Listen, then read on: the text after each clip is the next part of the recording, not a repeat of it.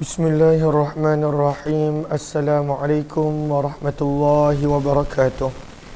Bismillah, alhamdulillah, wassalatu wassalamu ala habibillah Sayyidina Muhammad ibn Abdullah wa ala alihi wa sahbihi wa mawalah. Subhanaka la ilma lana illa ma 'allamtana innaka antal alimul hakim. Wala hawla wala quwwah illa billahil aliyyil azim. Allahumma rabbi syrah lana sudurana wa yassir lana umurana wahlul 'uqdatam min alsinatina yafqahu aqwalana. Allahumma faqqihna fid din wa 'allimna at-ta'wil birahmatika ya rabbal alamin. Walhamdulillahi rabbil alamin. Alhamdulillah summa alhamdulillah, insya-Allah sampai jam 4 kita akan membaca sedikit sebanyak daripada Jami' Tirmizi dan Sunan Tirmizi. Hadis-hadis yang telah dikumpulkan periwayatannya oleh Imam Abu Isa Muhammad bin Isa bin Saurah At-Tirmizi rahimahullahu ta'ala. Kita telah tiba pada riwayat yang ke-2037 pada bab yang ketiga berkenaan tentang perubatan, di mana Imam Tirmizi membawakan tajuk hadis berkenaan apa yang patut diberikan makan kepada orang yang sakit. Ma yut'amul marid, apakah yang patut diberikan makan kepada orang yang sakit. Ahlan Alhamdi Hussein, Safia Safian, Harisa, Binarai Sulaiman, Nuramat Darus Yahya, Intan, Jalilah, Ikhwan, Hai, Simah dan juga semua sahabat-sahabat lain yang berada di ruangan TikTok dan juga di ruangan Facebook, Uhsal dan juga semua sahabat yang lain. Baca riwayat 2037.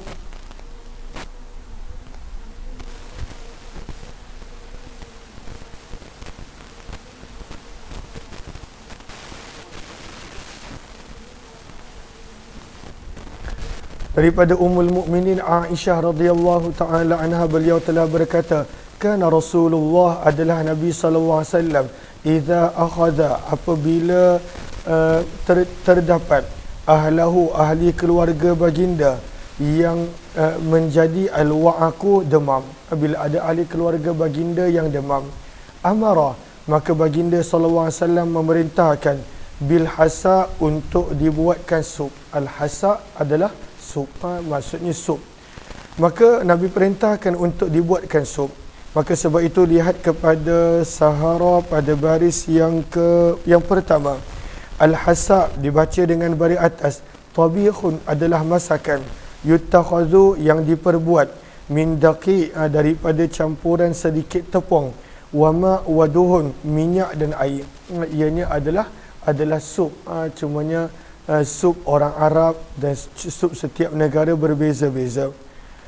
Maka Allahumma salli ala sayyidina Muhammad, Nabi sallallahu alaihi wasallam perintahkan untuk dibuatkan sup. Fasuni'a, maka akan dibuat. Thumma amarahum, maka Nabi akan perintahkan mereka, iaitu orang yang sakit. Fahasau, maka mereka akan menghirupnya. Apakah maksud fahasau? Ay syaribahu syai'an ba'da syai'in. Mereka akan menghirupnya sedikit demi sedikit, minhu, daripada sup tersebut. Wakana, dan adalah Nabi sallallahu alaihi wasallam bersabda, innahu, sesungguhnya meminum sup waktu sakit, waktu demam, layartu, cepat menguatkan, cepat memulihkan. Bariskan qawata pada baris yang kedua. Apakah maksud layartu? Ay yashudduhu wa yuqawwih, cepat menguatkan, cepat memulihkan. Fuadal hazin, hati orang yang sedang berduka. Wa yasru, lihat qawata pada baris yang kedua. Ay yukshifu, dan cepat menghilangkan kesakitan daripada hati orang-orang yang sedang sakit. Kama, sebagaimana, tasru, menghilangkan sebahagian daripada kamu, al-wasakha, kotoran, bilma, dengan basuhan air, an wajiha, daripada wajahnya. Maka Nabi SAW bila ada ahli keluarga baginda yang demam, maka Nabi akan perintahkan untuk dimasakkan sup bagi mereka supaya mereka cepat cepat sihat dan pada waktu itu cepat diberikan kesembuhan. Hadis ini adalah hadis yang hasan sahih dan sungguh telah meriwayatkan Az-Zuhri daripada Urwah, daripada Aisyah, daripada Nabi SAW sesuatu daripada ini. Wa bihi ilaihi qala haddatsana, terus wa bihi ilaihi qala haddatsana. Cepat.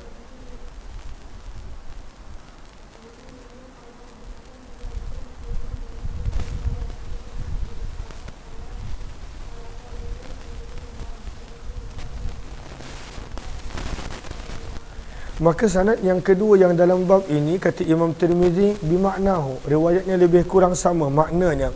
Hadatsana bidzalika Abu Ishaq, yang telah meriwayatkan hadis ini kepada Imam Tirmizi adalah Abu Ishaq. Terus bab yang keempat berkenaan kata Imam Tirmizi la tukrihu, janganlah memaksa mardakum, ahli keluarga kamu yang sakit, ala ta'ami, untuk makan dan minum. Jangan paksa orang yang sakit untuk makan dan minum. Terus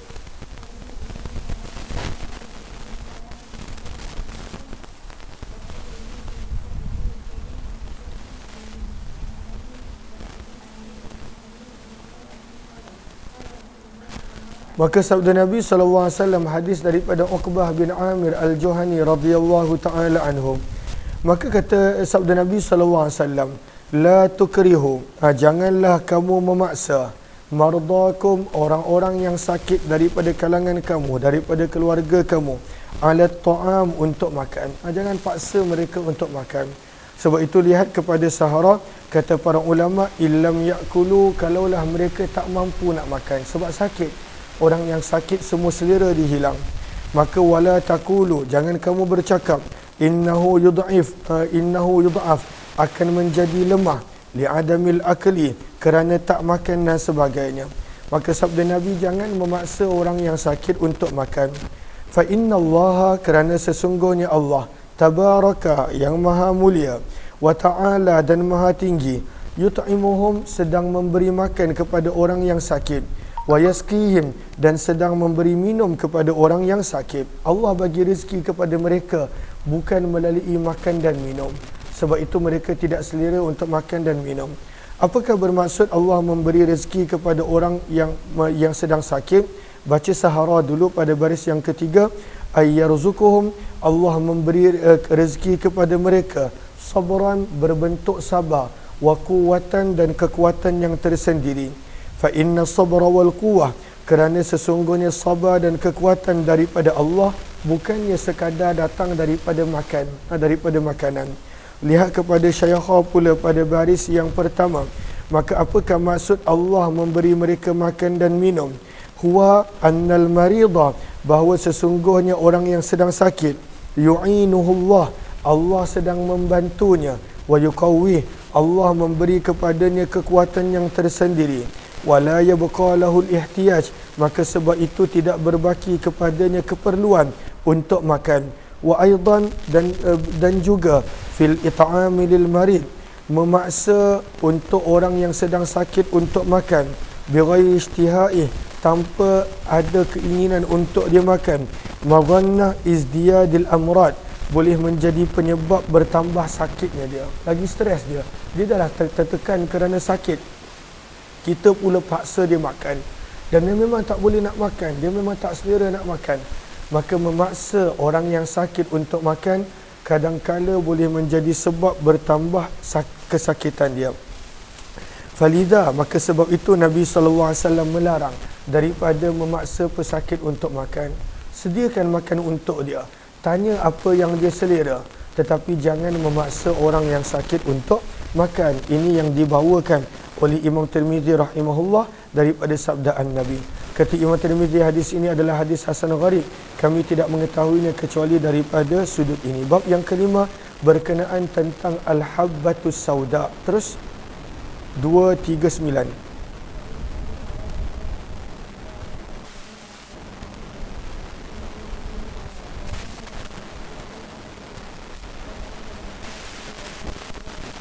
Daripada Abu Hurairah radhiyallahu anhu, sesungguhnya Nabi SAW bersabda, alaikum, lazimkan diri kamu, bihadhil habbatis sauda, untuk mengambil habbatus sauda ini. Fa inna fiha, kerana sesungguhnya pada habbatus sauda, syifa, terdapat penyembuhan, min kulli da, daripada setiap penyakit, illa sam, kecuali kecuali kematian.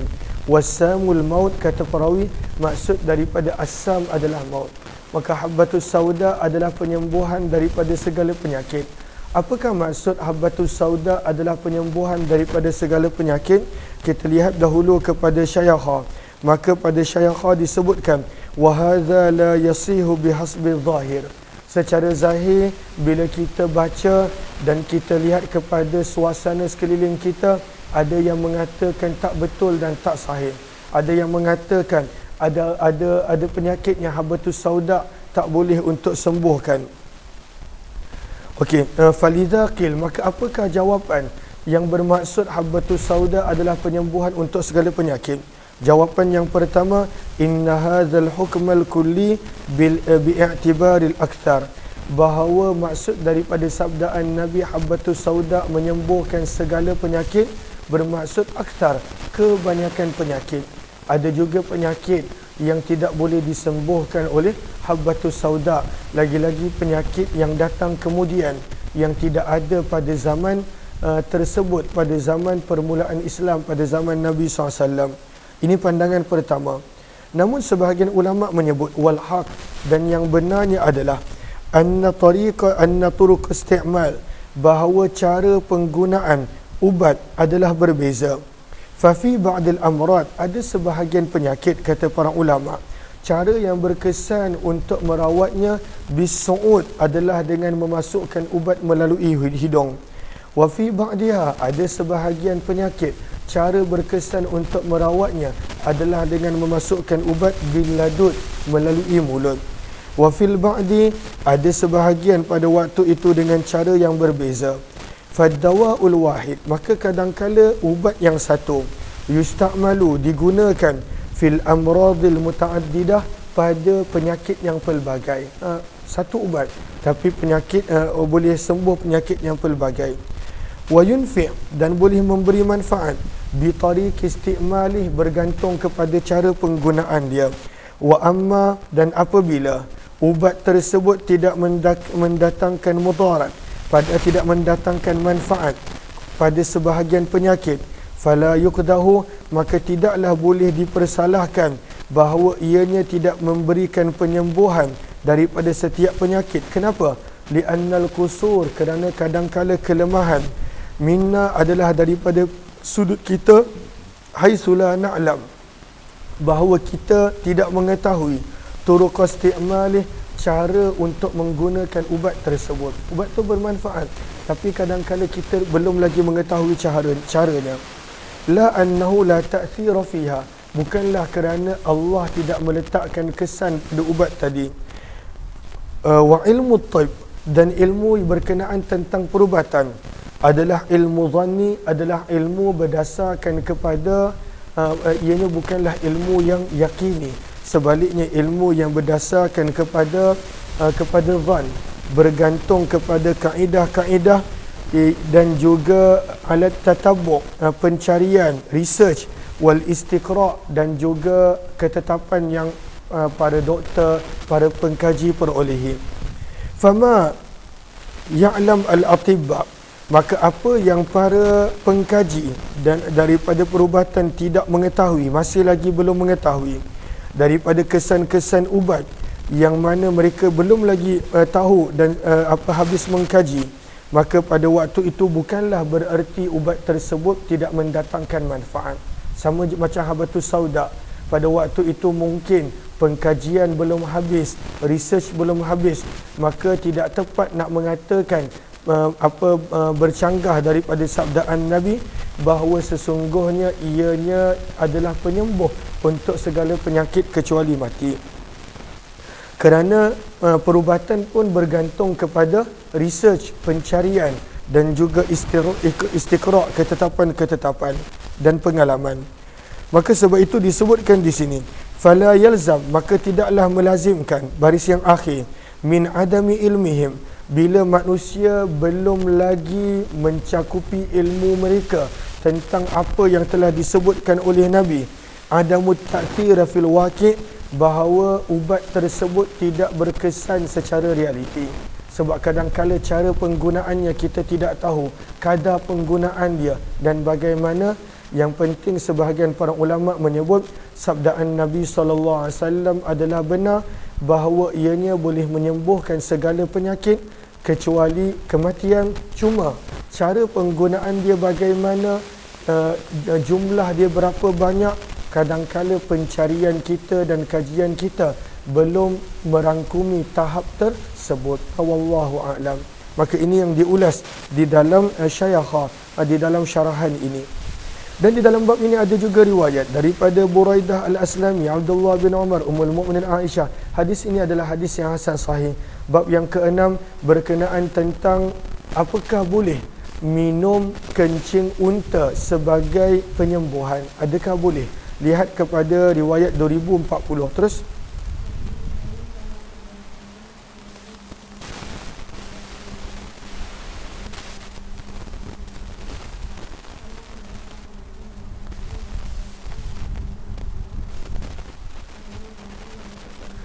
Kata Anas bin Malik radhiyallahu ta'ala anhu, ada sekelompok orang daripada kabilah Urainah. Qadimu, mereka telah tiba Al-Madinata, di Madinah. Fajtawawha, apakah maksud fajtawawha? Lihat kepada Sahara, ay asabahumul jaw, al-asabahumul jaw wa huwa al-maradu wa da'ul jawfi idza tatawala wa dhalika idza lam yuwafiqhum hawa'uha. Maka suasana Madinah, cuaca Madinah tidak bersesuaian dengan mereka, menjadikan terdapat sakit pada perut mereka. Mereka sakit perut disebabkan cuaca Madinah tidak bersesuaian dengan mereka. Faba'athahum, maka Nabi telah menghantar mereka pada unta-unta zakat yang terletak di luar Madinah. Wa qala, dan sabda Nabi, ishrabu, minumlah kamu, min albaniha, daripada susunya, wa abwaliha, dan air kencingnya, air kencing unta. Maka adakah boleh menjadikan najis sebagai ubat, sebagai dawa? Dan di sini para ulama dah mula berbeza pendapat, dulu dan kemudian. Maka boleh lihat kepada Allahumma salli ala sayyidina Muhammad Sahara pada baris yang pertama. Maka daripada hadis ini kata para ulama, fastadalla ba'duhum, sebahagian para ulama menjadikan dalil hadis ini ala taharati bauli ma yu'kalu lahmuh, bahawa binatang yang dagingnya boleh dimakan, maka kencing binatang tersebut boleh diminum untuk tujuan perubatan. Dan ini pandangan yang pertama. Namun dalam mazhab Syafi'i, pandangan ini ditolak, bahawa air kencing adalah najis, walaupun air kencing unta sekalipun tak boleh diminum. Pandangan yang kedua, wa man qala bi najasatihi, dan orang yang mengatakan air kencing adalah najis, tak boleh minum. Mereka berkata bahawa Nabi mengetahui melalui jalan wahyu bahawa cara untuk mereka sembuh adalah melalui itu. Ini pandangan yang kedua. Ada pandangan yang ketiga menyebut, tak ada dalam hasyiah, bahawa Nabi SAW mengetahui mereka berdasarkan wahyu yang mereka akan bersikap biadab, sebab mereka bila dah sembuh, mereka pergi rompak unta zakat, mereka bunuh penjaga dan mereka bawa lari unta tersebut. Maka Nabi SAW dan para sahabat kejar, berjaya tangkap, dan mereka dijatuhkan hukuman yang sangat berat. Maka ada yang mengatakan Nabi suruh mereka mengambil ubat daripada air kencing unta, sebab Nabi SAW melalui wahyu dapat tahu akan sikap dan perangai yang mereka akan lakukan bila sembuh. Maka itu adalah sebagai satu penghinaan untuk mereka. Dan ada banyak lagi pandangan para ulama yang lain. Maka kata para ulama, wal istishfa, dan mencari penyembuhan bil haram, dengan sesuatu yang haram, jaiz, adalah boleh, inda tayakun, ketika mana benar-benar yakin bihusul syifa, akan beroleh penyembuhan. Itu kaedah dia. Kalaulah benar-benar yakin bahawa akan sembuh dengan mengambil sesuatu yang najis, maka diharuskan, dibenarkan. Kalaulah benar-benar yakin. Tapi kalaulah tidak yakin, maka tidak dibenarkan. Contohnya hukum dia sama seperti orang yang akan mati kalaulah tak makan dan pada waktu tu tak ada makanan kecuali hanya bangkai, maka dia diharuskan untuk dibenarkan untuk makan bangkai. Wal khamru indal atash, contohnya orang yang dah sangat-sangat dahaga dan tak ada minuman lain untuk diminum kecuali hanya arak, maka dibenarkan untuk dia mengambil arak dan sebagainya. Maka kaedah menyebut, kalaulah seseorang itu dia pasti kesembuhan hanya terletak pada mengambil sesuatu yang najis dan haram, maka dibenarkan. Dan di dalam bab ini ada juga riwayat daripada Abdullah bin Abbas. Hadis ini adalah hadis yang hasan sahih, bab yang ketujuh, berkenaan tentang apa yang bakal terjadi pada hari kiamat bila seseorang itu membunuh diri dengan mengambil racun ataupun sebagainya. Apakah keadaan orang yang bunuh diri pada hari kiamat? Maka hadis ini, bab ini menceritakan tentangnya. Terus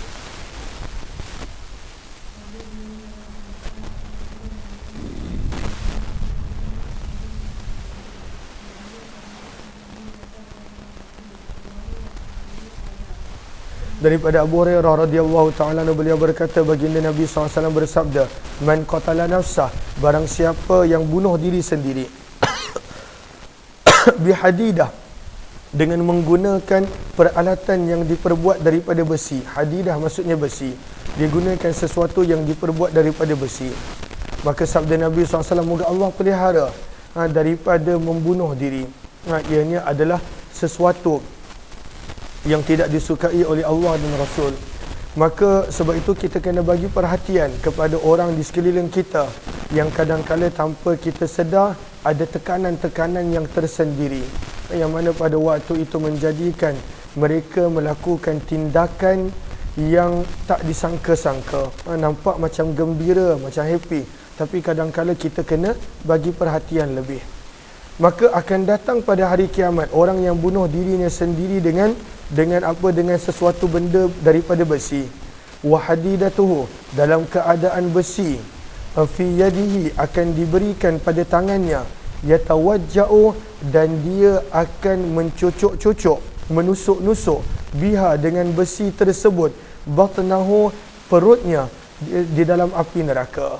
Maka macam mana dia bunuh diri dia, berterusan dia akan melakukan perkara yang sama ketika mana berada dalam neraka.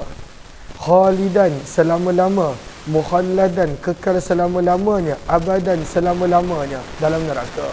Maka daripada hadis seperti ini ada yang berpandangan orang yang bunuh diri kekal selama-lamanya dalam neraka, dan ada yang pada waktu itu menafsirkan tidak, dan ada menafsirkan seperti kita boleh lihat kepada Sahara pada baris yang terakhir, mahmulun ala qatlihi mustahilla, ini akan berada kekal dalam neraka kalaulah seseorang itu dia berpandangan bahawa perbuatan dia bunuh diri adalah sesuatu yang halal, sesuatu yang dibenarkan oleh syarak.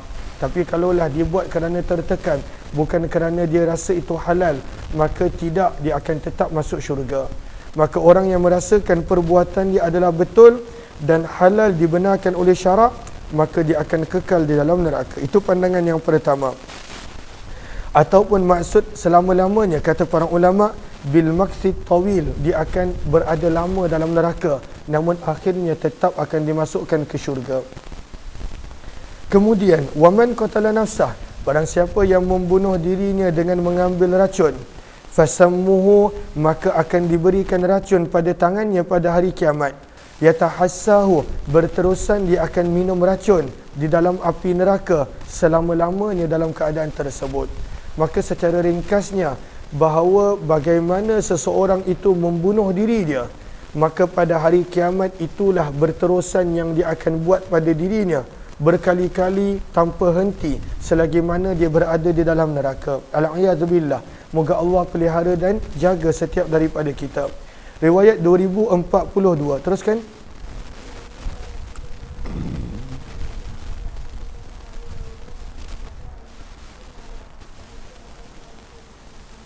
Daripada Abu Hurairah radhiyallahu anhu, sesungguhnya Nabi SAW bersabda, riwayatnya lebih kurang sama, cuma ada penambahan perkataan, man qatala nafsa, barang siapa membunuh dirinya menggunakan benda yang diperbuat daripada besi, maka akan diberikan besi pada tangannya, wa yaja'u, dan dia akan menusuk-nusuk dengan besi tersebut pada perutnya di dalam api neraka selama-lamanya di dalam api neraka. Apakah maksud selama-lamanya? Sama ada kalaulah dia merasakan perbuatan itu halal, maka itu menjadikan dia kekal dalam neraka. Yang kedua maksudnya adalah untuk tempoh yang lama, bila tiba masa akan dikeluarkan dan dimasukkan ke dalam syurga. Barang siapa yang membunuh dirinya dengan meminum racun, maka akan diberikan racun pada tangannya, yatahassah, gariskan bawah tu ayyashrabah, yang dia akan berterusan menghirup dan minum racun tersebut di dalam api neraka selama-lamanya, kekal di dalamnya. Wa man taradda, barang siapa yang melompat jatuh min jabalin, daripada bukit ataupun tempat yang tinggi, faqatala nafsah, lalu membunuh diri sendiri, fahuwa yataradda, maka dia akan sentiasa dijatuhkan fi nari jahannam, di dalam api neraka selama-lamanya di dalamnya untuk kekal abadi. Ini adalah beberapa yang disebutkan tentang cara bunuh diri. Secara ringkasnya, bagaimana manusia itu bunuh diri dia, itulah azab siksanya berterusan tanpa henti ketika berada dalam neraka. Teruskan. Wa bi ilaika rasa Muhammadul a'la.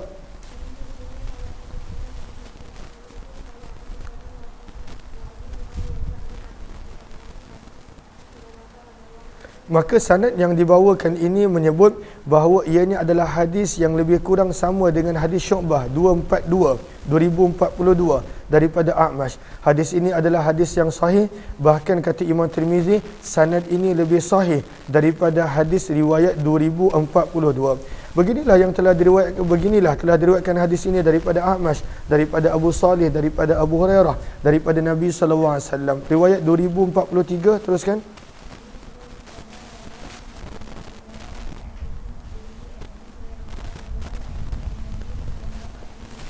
Maka dalam sanad ini menyebut bahawa Nabi bersabda, barang siapa membunuh dirinya dengan meminum racun akan diseksa dalam api neraka. Walam yadhkur, dan sanad ini tidak menyebut, hadis ini tidak menyebut bahawa akan kekal selama-lamanya, kekal padanya. Tak ada khalidan mukhalladan fiha abada. Hadis ini dia tak ada penambahan perkataan tersebut. Dan beginilah yang telah diriwayatkan oleh Abu Zinad daripada Araj, daripada Abu Hurairah, daripada Nabi SAW. Dan riwayat tanpa perkataan khalidan mukhalladan fiha abada, kata Imam Tirmizi, wa hadza asahhu, ini adalah lebih sahih. Kenapa?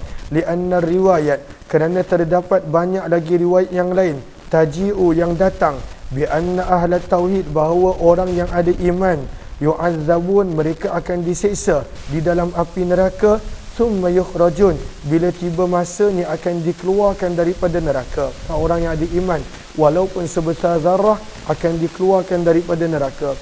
Wala yuzkaru, dan tidak disebutkan bahawa sesungguhnya orang yang beriman akan kekal selama-lamanya dalam neraka. Riwayat 2044, teruskan.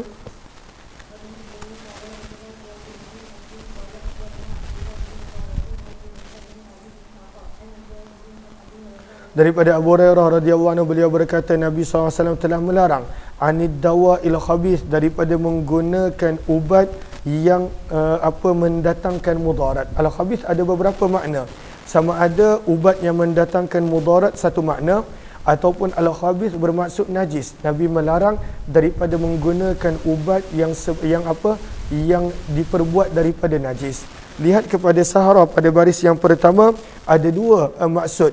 Yang pertama, al-khabith bermaksud an-najasah. Maka Nabi larang daripada menggunakan ubat yang diperbuat daripada najis. Yang kedua, Allahumma salli ala sayyidina Muhammad, min tariqi ta'mi wal madhak, bahawa Nabi melarang daripada mengambil ubat yang pada waktu itu mendatangkan mudarat. Maka ini ada dua makna. Terus, yakni sam, seperti racun. Terus, bab yang ke-8 berkenaan tentang berubat dengan sesuatu yang memabukkan, ataupun berubat dengan arak dan sebagainya. Adakah boleh? Terus,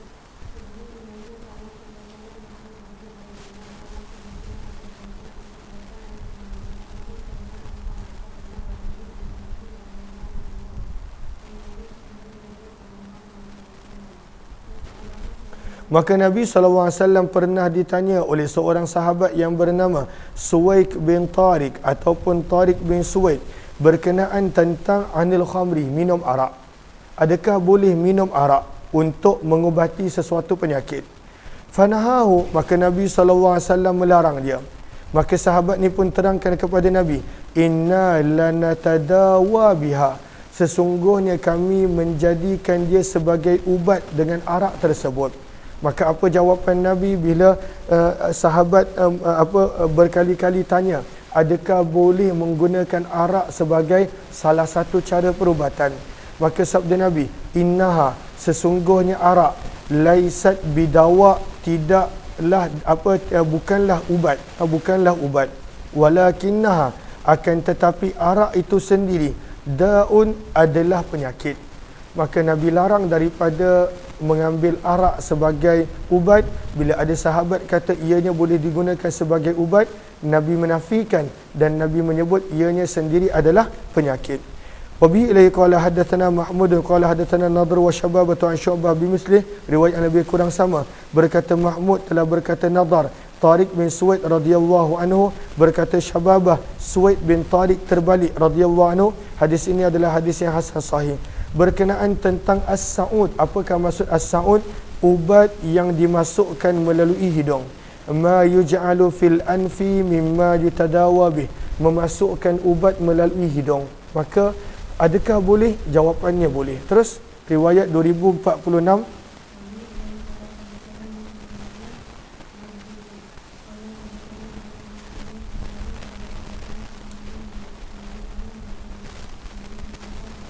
daripada Abdullah bin Abbas radhiyallahu ta'ala anhuma, beliau berkata baginda Nabi SAW bersabda, inna khaira, sesungguhnya sebaik-baik apa yang kamu ambil sebagai ubat dengannya, ma tadawaitum bih, yang kamu ambil sebagai ubat dengannya. Apakah dia? Yang pertama, as-sa'ud adalah ubat yang dimasukkan melalui hidung, wal-ladud, ubat yang dimakan melalui mulut, wal hijamatu, ubat yang dikeluarkan dalam bentuk berbekam, ataupun al-fasdu. Ada al-fasdu juga, dia sedikit beza antara bekam dengan al-fasdu.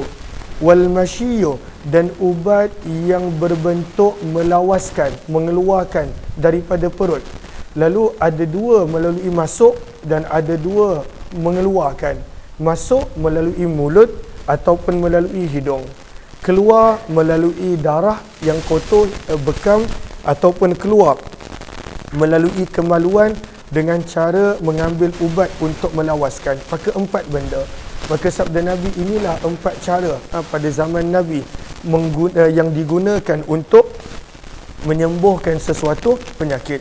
Falamma ishtaka, maka apabila Nabi SAW jatuh sakit, pada sakit yang membawa kewafatan baginda, laddahu, para sahabat telah memasukkan ubat ke dalam mulut Nabi SAW dalam keadaan Nabi tak nak. Falamma faraghu, maka apabila para sahabat selesai memasukkan ubat ke dalam mulut Nabi, qala, maka Nabi bersabda, ladduhum, masukkanlah ubat ke dalam mulut semua orang. Nabi kata semua orang kena makan ubat yang diberikan kepadaku. Qala, maka berkata Abdullah bin Abbas, faluddu, maka semua para sahabat yang hadir dalam bilik baginda, mereka semua telah diberi makan ubat yang mereka telah berikan kepada Nabi. Kulluhum, semua mereka, kecuali hanya pakcik Nabi yang Nabi kata tak perlu bagi, itulah Abbas radhiyallahu ta'ala anhu. Kenapa Nabi SAW suruh mereka ini memakan ubat tersebut? Maka lihat kepada Sahara pada baris yang ketiga, Arafah, minta maaf, Arafah pada baris yang ketiga. Maka innahu sallallahu alaihi wasallam lamma ughshiya alaih, bila Nabi telah pingsan, wa za'amu, dan para sahabat menyangka bahawa Nabi telah sakit dengan penyakit zatul jam. Penyakit zatul jam salah satu penyakit yang ada pada zaman tersebut. Nanti kita akan sampai pada tajuk dia. Fa'aradu, maka mereka telah ingin untuk memasukkan ubat ke dalam mulut Nabi. Falamma afaqa, bila Nabi sedar, mana'a anhu, Nabi larang. Nabi larang, jangan. Nabi kata, aku bukan sakit tersebut, jangan masukkan ubat tu ke dalam mulut aku. Namun Nabi pingsan kali kedua, bahkan Nabi pingsan beberapa kali. Maka ketika mana Nabi pingsan, para sahabat kata, Nabi sakit zatul jam, masukkan je ubat ke dalam mulut Nabi. Wa innama mana'ahu, dan sesungguhnya Nabi SAW melarang daripada diberikan ubat tersebut, laisa illa li'annal marid la yarda lidawa. Mereka kata Nabi tak nak kerana Nabi tak nak makan ubat. Faladdu, maka mereka masukkan ubat ke dalam mulut Nabi waktu Nabi pingsan. Fa'amara, maka bila Nabi sedar, maka Nabi perintahkan siapa yang ada di bilik Nabi untuk diberikan ubat melalui mulut mereka, sehingga sebahagian daripada isteri-isteri Nabi pun mereka disuruh untuk makan ubat tersebut, walaupun pada waktu itu mereka sedang berpuasa, iaitu puasa sunat. Wa ma ladda Abbas, dan Nabi tidak menyuruh pakcik Nabi Abbas diberikan ubat, dikatakan kerana Abbas tidak ada bersama dengan mereka. Dan pandangan kedua, innahu lam tidak diberikan ubat kepada Abbas pakcik Nabi sebagai menghormati Abbas radhiyallahu taala anhu. Dan di hujung disebut wa amma wajhu, dan sebab kenapa Nabi suruh para sahabat untuk minum daripada ubat yang sama yang mereka beri kepada Nabi, la'allahu law lam yantaqim anhum, kalaulah Nabi tidak melakukan seperti itu, maka dia khawatiri mereka akan ditimpa azab kerana memaksa Nabi SAW perkara yang Nabi dah larang untuk mereka buat kepada Nabi SAW. Maka ini berkenaan tentang Nabi SAW pernah diberikan ubat waktu Nabi pingsan. Terus riwayat 2047. Jelas ke jelas? Terus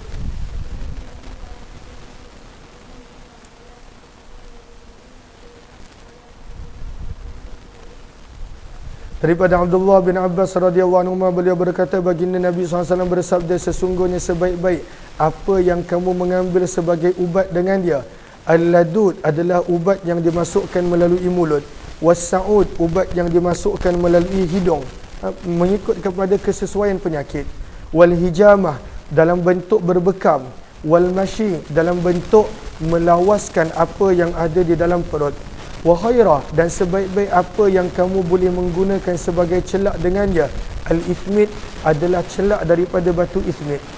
Fa innahu, kerana sesungguhnya menggunakan celak daripada batu ithmit menerangkan pandangan, wa yumbitu sya'ra, dan melebatkan bulu mata. Qala, telah berkata perawi, dan adalah Nabi SAW mempunyai satu bekas celak yang tersendiri, yaktahilu, yang Nabi bercelak biha dengannya ketika mana nak tidur, thalathan fi kulli ainin, 3 kali pada setiap mata. 3 kali mata kanan Nabi akan celak, dan 3 kali pada mata kiri Nabi SAW akan bercelak setiap malam. Hadis ini adalah hadis yang hasan, dan hadis Abbad bin dan ianya adalah hadis Abbad bin Mansur rahimahullah. Bab yang ke-10 berkenaan tentang riwayat-riwayat yang melarang menggunakan al-kai. Apakah maksud al-kai? Perubatan dengan besi panas.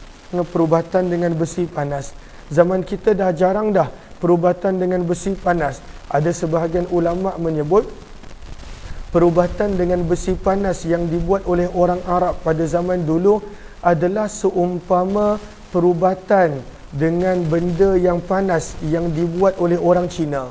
Kan orang Cina ada sebahagian dia menggunakan benda yang panas untuk mengubati penyakit-penyakit yang tertentu. Ada penyakit yang tertentu. Itu salah satu rawatan yang digunakan oleh orang Cina.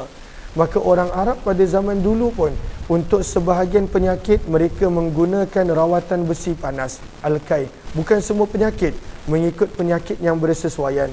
Maka ada hadis yang melarang daripada menggunakan besi panas. Ada hadis yang pada waktu itu membolehkan menggunakan besi panas, seperti mana bab yang ke-11. Baca riwayat 2048 terus.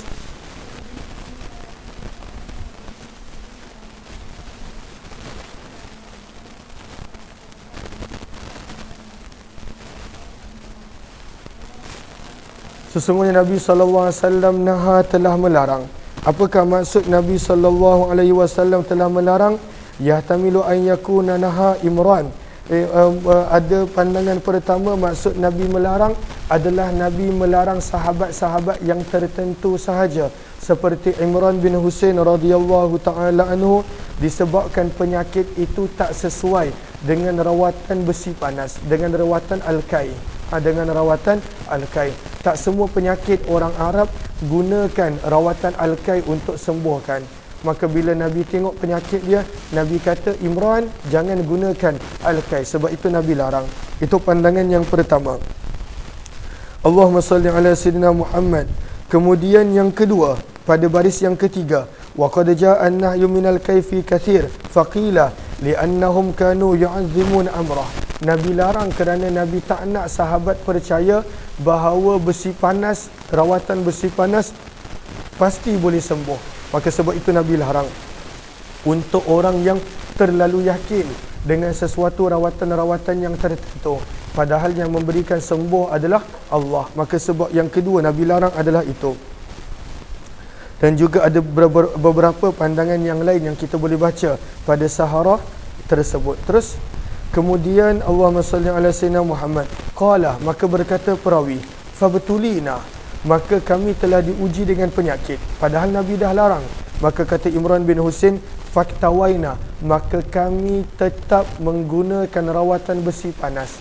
Yang mana dalam istilah perubatan Cina ada nama dia, saya pun dah lupa dan susah nak sebut. Maka kata Imran bin Husain, bila kami tetap menggunakan rawatan besi panas al-kai untuk penyakit kami, padahal Nabi dah larang, fama aflahna wala anjahna, maka ianya tidak membawa sebarang kebaikan dan manfaat kepada kami. Hadis ini adalah hadis yang hasan sahih. Bab yang ke-2049 terus.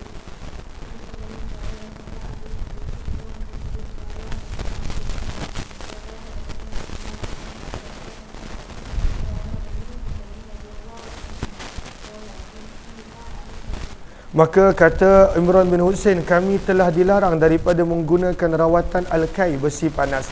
Dan di dalam bab ini ada juga riwayat daripada Abdullah bin Mas'ud, Uqbah bin Amir, Abdullah bin Abbas radhiyallahu anhu. Hadis ini adalah hadis yang hasan sahih. Bab yang ke-11 berkenaan Nabi memberikan kelonggaran untuk menggunakan rawatan al-kai. Maksudnya larangan tadi, sebab itu disebut ada sebab kenapa Nabi larang, bukanlah secara umum.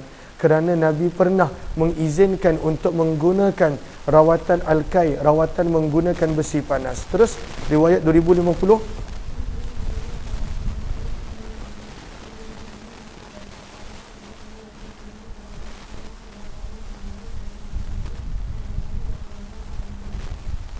Sesungguhnya Nabi SAW kawa, Nabi telah memberikan rawatan besi panas kepada As'ad bin Zurarah minasyaukah, daripada sebab penyakit sakit tulang. Asyaukah sebahagian menyebut adalah penyakit sakit tulang yang terdapat pada kaki pada kebanyakan. Ada juga menyebut asyaukah adalah penyakit gaut, wallahu alam. Tapi sebahagian besar menterjemahkan asyaukah adalah penyakit yang berkaitan dengan tulang, terutamanya pada kaki. Lihat kepada Saharah pada baris yang akhir, asyaukah adalah daun, sejenis penyakit wahumrah, yang membawa kesan warna merah, ta'lul jasad, yang boleh kelihatan pada tubuh badan, tapi yang sakitnya dalaman, cuma nampak merah pada zahir kulit dan sebagainya. Maka Nabi menggunakan rawatan al-kai untuk As'ad bin Zurarah. Dan di dalam bab ini ada juga riwayat daripada Ubay Jabir radhiyallahu taala anhu. Hadis ini adalah hadis yang hasan gharib. Terus bab yang ke-12 berkenaan tentang al-hijamah, berkenaan tentang berbekam. Terus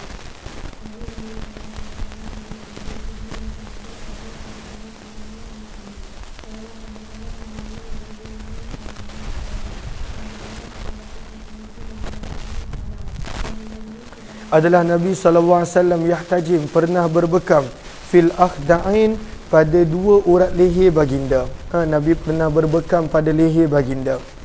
Lihat kepada Saharah, al-akhda'an irqan, dua jenis urat yang terletak pada kedua belah leher. Nabi juga pernah berbekam al-kahil, pada urat yang terletak di bahu baginda. Wa kana yahtajim, dan Nabi pernah berbekam pada tarikh 17 Hijrah, 17 hari bulan Hijrah, 19 daripada bulan Hijrah, dan juga 21. Maka ini tarikh-tarikh yang Nabi pernah berbekam maka digalakkan untuk mengambil tarikh-tarikh hijrah daripada setiap bulan hijrah untuk berbekam. 17, 19 dan 21. Dan di dalam bab ini ada juga riwayat daripada Abdullah bin Abbas, Ma'qil bin Yasar. Hadis ini adalah hadis yang hasan gharib. Terus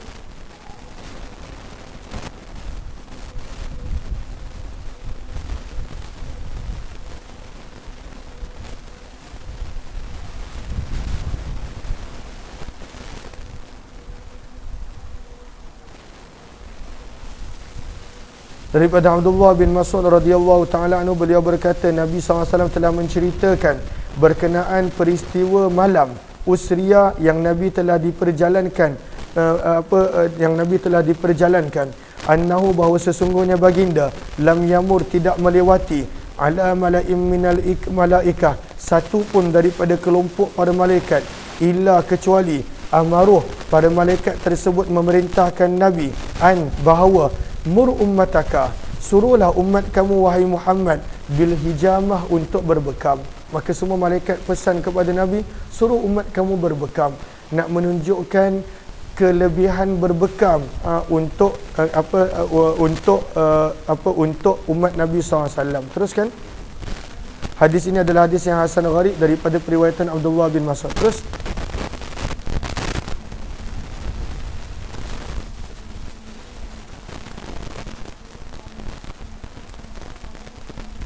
adalah Abdullah bin Abbas mempunyai 3 orang budak, 3 orang hamba, yang mana ketiga-tiga ini hajamun, mahir berbekam, pandai berbekam. Maka 2 orang mereka berbekam untuk mendapatkan pendapatan.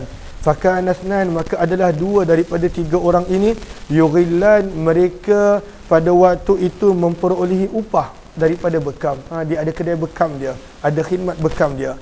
Dan budak yang ketiga yang pandai bekam ini, mereka yang ini khas untuk membekam Abdullah bin Abbas dan juga ahli keluarga Abdullah bin Abbas. Yang ini bukan untuk orang lain, hanya untuk Abdullah bin Abbas dan keluarga dia. Maka dia ada 3 staf yang mahir dalam berbekam. Dan waqala, dan telah berkata Abdullah bin Abbas, Nabi SAW telah bersabda, ni'mal abdu, sebaik-baik hamba, al-hajjam adalah hamba yang pandai berbekam, yadhhabu biddam, yang mana hamba tersebut menghilangkan darah yang kotor, wa yukhiffu sulbah, meringankan bebanan pada tulang belakang, wa yajlu anil basar, dan berbekam boleh mencerahkan pandangan. Waqala, dan beliau juga berkata, sesungguhnya Nabi SAW sewaktu dimi'rajkan, dibawa ke langit. Mi'raj maksudnya dibawa ke langit. Ma marra, tidaklah Nabi melewati mana-mana kelompok daripada malaikat, illa qalu, kecuali mereka berkata, alaika, lazimkanlah diri kamu wahai Muhammad dengan berbekam. Wa qala, dan bersabda Nabi SAW, inna khaira, sesungguhnya sebaik-baik, ma tahtajimun, hari yang kamu menggunakan untuk berbekam adalah pada 17 hari bulan, 19 hari bulan dan 21 hari bulan daripada perkiraan bulan Hijrah, bukan Masihi. Kemudian sabda Nabi SAW lagi, inna khaira, sesungguhnya sebaik-baik apa yang kamu ambil sebagai rawatan dengannya, as-sa'ud adalah ubat yang dimasukkan melalui hidung, al-ladud ubat yang dimasukkan melalui mulut, wal hijamah berbekam, wal masyi dan ubat yang datang dalam bentuk melawaskan. Dan sesungguhnya Nabi SAW laddahul Abbas, Abbas pernah memberi Nabi SAW ubat pada mulut baginda, dan begitu juga pada sahabat yang lain. Maka Nabi SAW bila sedar, Nabi bertanya, man laddani, siapakah yang telah memberi aku minum ubat tadi? Maka mereka semua berdiam. Maka sabda Nabi SAW, la yabqa ahadun, tidaklah berbaki seorang pun daripada orang yang ada di rumah ini, kecuali kesemuanya mesti diberikan ubat yang sama, kecuali pakcik baginda Abbas. Berkata Nadar, al-ladud bermaksud al-wajur. Apakah maksud al-wajur? Ubat yang diberi melalui mulut. Dan di dalam bab ini ada juga riwayat daripada Aisyah. Hadis ini adalah hadis yang hasan gharib. Kami tidak mengetahuinya kecuali daripada periwayatan Abbad bin Mansur. Bab yang ke-13, berubat dengan menggunakan daun inai. Daun inai pun boleh digunakan sebagai berubat. Terus bab yang ke riwayat 2054, hadis yang terakhir.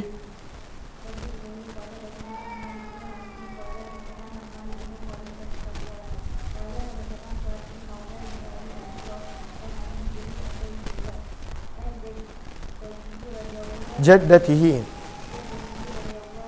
Daripada Salma radhiyallahu taala anha, dan adalah beliau pernah berkhidmat kepada Nabi SAW. Beliau berkata, makana adalah makana yakunu bi Rasulullah SAW kurha. Tidaklah Nabi SAW memiliki luka. Kurha dan nakbah ni maksud lebih kurang sama, luka. Tidaklah Nabi SAW memiliki luka, illa kecuali amarani, Nabi akan memerintahkan aku an adha'a, untuk meletakkan alaiha, di atas luka tersebut, al-hinna, daun inai. Nabi perintahkan untuk meletakkan inai di atas luka. Hadis ini adalah hadis yang gharib, sesungguhnya kami mengetahuinya daripada periwayatan Fa'id, dan telah meriwayatkan sebahagian mereka daripada Fa'id lalu berkata daripada Ubaidullah bin Ali daripada jaddatihi, neneknya yang bernama Salma. Wa Ubaidullah bin Ali, dan riwayat dengan Ubaidullah bin Ali adalah lebih sahih. Wa bi ilai qala hadatsana Muhammadun al-Ala qala hadatsana Zaid bin Hubab an Fa'id maula Ubaidillah bin Ali an maulahu, daripada hamba yang telah beliau merdekakan Ubaidullah bin Ali daripada neneknya daripada Nabi SAW. Riwayat yang lebih kurang sama. Berkenaan tentang ruqyah kita baca kemudian insya-Allah. Terima kasih semua, kita jumpa lagi wabillahi taufiq wal hidayah. Assalamualaikum warahmatullahi wabarakatuh.